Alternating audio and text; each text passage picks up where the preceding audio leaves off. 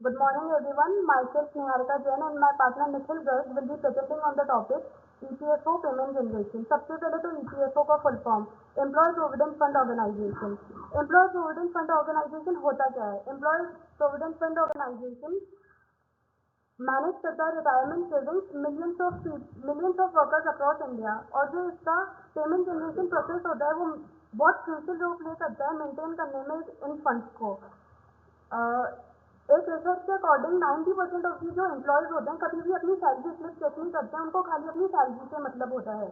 But आप सबको जान के ये बहुत आश्चर्य होगा कि हर साल इंडिया के अंदर एक एम्प्लॉयर और एक एम्प्लॉय 1.5 लाख करोड़ से भी ज़्यादा कॉन्ट्रीब्यूट करते हैं टुवर्ड्स ईपीएफ। और इतना ही नहीं, 6 करोड़ से भी ज़्यादा एम्प्लॉयज़ को मैनेज करता है ईपीएफ को, जो कि फ्रांस के ऑलमोस्ट पॉपुलेशन के बराबर है।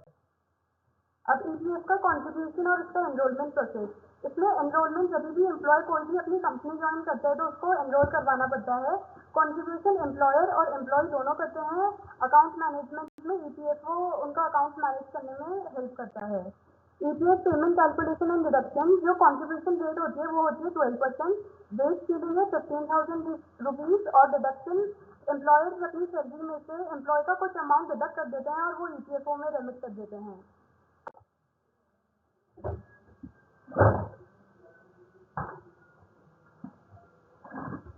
Hello everyone, my self Nikhil Garg. तो अगली स्लाइड पर हम देखेंगे ऑनलाइन ईपीएफ पेमेंट प्लेटफॉर्म। तो जैसे कि आप जानते हैं कि भारत देश जो हमारा आधुनिकता की ओर अग्रसर है, तो बहुत सारे तरीके हैं।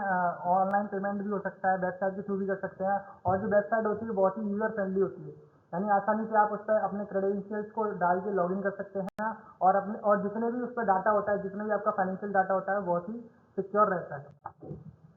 और ईपीएफ से अमाउंट हम 2 टाइप से विड्रॉ कर सकते हैं। अगर आपको फॉर्म निकाल दिया गया है, आपने रिटायरमेंट लिया है या आपको रेजिग्नेशन लिया है, तो आप अपना पूरा अमाउंट विड्रॉ कर सकते हैं। और उसकी एक प्रोसेस होती है जिसमें आपको अपने एक एप्लीकेशन फॉर्म सबमिट करना होता है, जिसके अंदर बहुत सारे डॉक्यूमेंट्स सबमिट करने होते हैं। और अगर आपको कोई मेडिकल इमरजेंसी है या एजुकेशन वगैरह के लिए मनी चाहिए, तो आप पार्शियल विड्रॉ भी कर सकते हैं। उसके लिए भी आपको एप्लीकेशन देना होता है और सपोर्टिंग डॉक्यूमेंट्स के साथ एप्लीकेशन सबमिट करना होता है।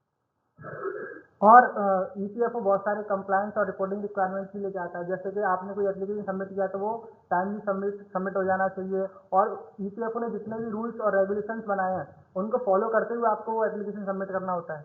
और ईपीएफओ ट्रांसपेरेंसी यानी पारदर्शिता की ओर एनकरेज करता है by providing reports and statements to employers and employees. अब ईपीएफओ ने बहुत सारे इनिशिएटिव्स भी स्टार्ट किए हैं, जैसे कि अपना मोबाइल ऐप चलाया जिससे कि जो एम्प्लॉई है वो इजीली लॉगिन कर सकता है अपने अकाउंट को। और उसने एक ऑनलाइन पोर्टल भी दे रखा है जिससे आप जाके अपना रजिस्ट्रेशन कर सकते हैं। अब बहुत सारी दिक्कतें आती हैं जब पोर्टल पे जाते हैं या आप मोबाइल ऐप से लॉगिन करते हैं। जैसे आप अपना पासवर्ड भूल जाते हैं, क्योंकि आजकल सोशल मीडिया का ज़माना है, तो बहुत सारे लोग बहुत सारे पासवर्ड रखते हैं। तो पासवर्ड भूल जाना एक कॉमन प्रॉब्लम है, तो उसके लिए आप फॉरवर्ड पासवर्ड भी कर सकते हैं, जिससे आप अपने अकाउंट को वेरीफाई करके लॉगिन कर सकते हैं। Thank you.